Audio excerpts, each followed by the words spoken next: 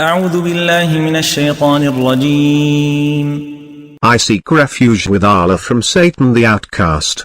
يا أيها الذين آمنوا إذا لقيتم فئة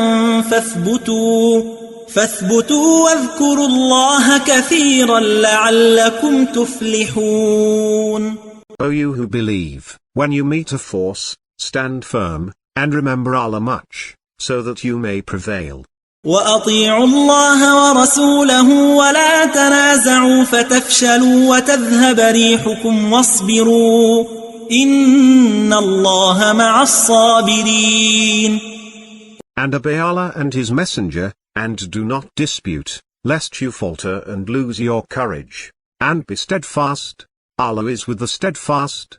ولا تكونوا كالذين خرجوا من ديارهم بطرا ورئاء الناس ويصدون عن سبيل الله والله بما يعملون محيط.